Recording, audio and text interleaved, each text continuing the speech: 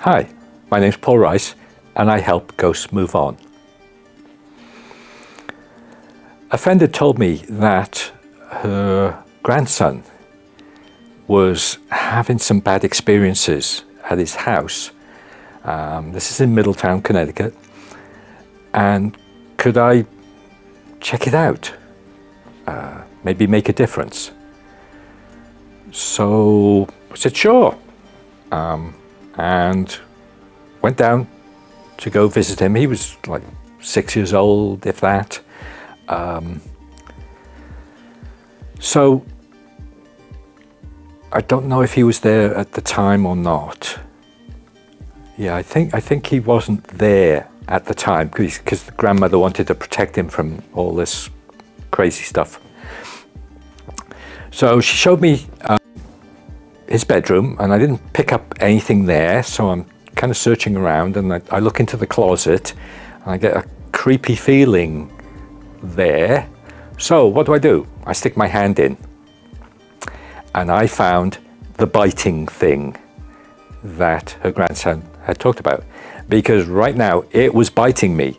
It's like, think of a large dog, larger mouth, and you just stuck your hand down its throat. And so, yeah, I felt biting going on like that. Like, oh dear, now what? I'm right in it. So I left the building because if I do anything, I don't want this energy to stay in the building, because while it felt unpleasant, it wasn't hurting. So I think, okay, what am I going to do with it? It's not a soul. It's animated energy. And so I figured, right, well, I know where there's help up there. So I head on up with this thing hanging on to me, biting me, trying to swallow me, to go get some help. I call this ascending, and I talk about this elsewhere. So I get up there, and the higher spirit up there says, you need to find a matching place where this thing would feel at home.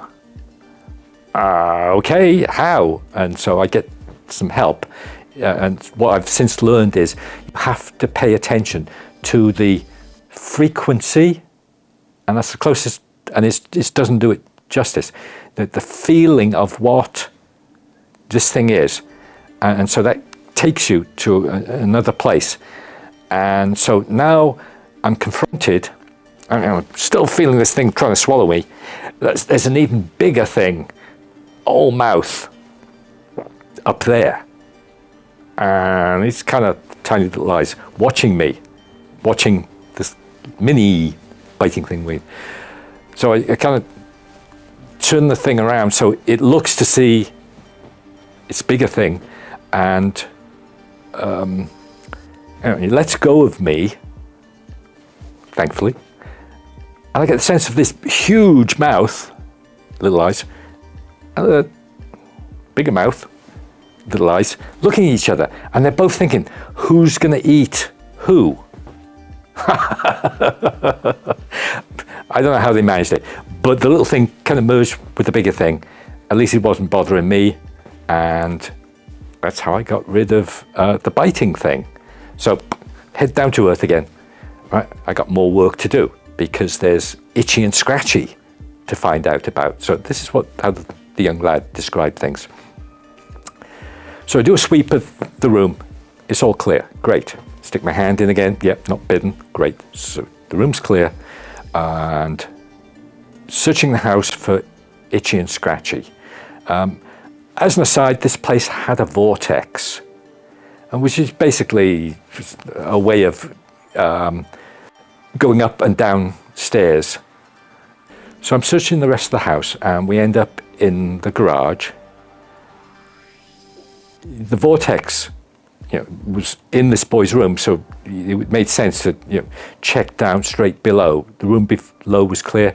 The garage, I headed towards the vortex and found myself walking towards the garage doors. That was weird. So I came back around and headed towards the vortex and found myself walking to the garage doors again. I was being controlled, diverted somehow. So knowing this, I then reapproached where the vortex was and went slower. And I could feel this compulsion trying to get me to turn away, to not look, to not see. But knowing this, I then advanced further and then felt that there was a guy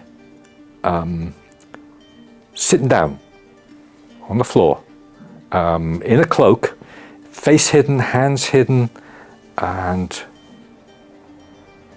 trying to hide. As my energy overlapped with him, I got more of a sense that he felt he was damaged and people rejected him, and that's why he was in this cloak, etc. And as I got to see his hands, they were all kind of gnarled and covered in stuff. And then getting a sense of his face, his eyes were all bloodshot and there was this yellow incrustation all around it. And as I'm seeing this now, I'm starting to feel it. And I'm feeling all kind of itchy and I just want to rub my eyes and I'd scratch and stuff like that. The young lad had been feeling this from this itchy and scratchy guy. And I'd been a paramedic, so I recognized what the symptoms were. This guy had conjunctivitis. And back then, whenever that was, they had no cure for it. So he scratched and his eyes stayed red, and nobody wanted to touch him or stay close to him. And he didn't want to be seen because he was always being rejected as ill, diseased, or people would think he'd sinned or stuff like that. So, yeah, guy was a mess. He needed, the ghost, he needed healing. And as it happens, I did have some help on this one. Tala was there. And so she has some abilities. So the two of us worked on healing this ghost, sending different colors to affect different aspects of the healing process. And so the two of us poured this healing energy into him. And I slowly felt the itchy and scratchiness fade away until his body was, his ghost body, was feeling okay, not damaged. Still had to deal with the psychological aspect because he'd been treated his whole life, or ever since getting this infection, as being diseased, damaged, and so on. That's the way he viewed himself, how he'd been treated. So I had to do more healing at the psychological level until he got to the point where he, overlapping with me, he understood, because as a paramedic, it's like, oh yeah, I know what this is. You know, I'm going to wear gloves, no issues. He could see that, yeah, people could deal with him without the disease and more hopeful.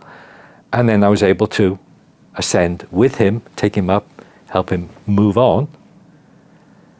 And that was it. So that was the biting thing and itchy and scratchy. Job done.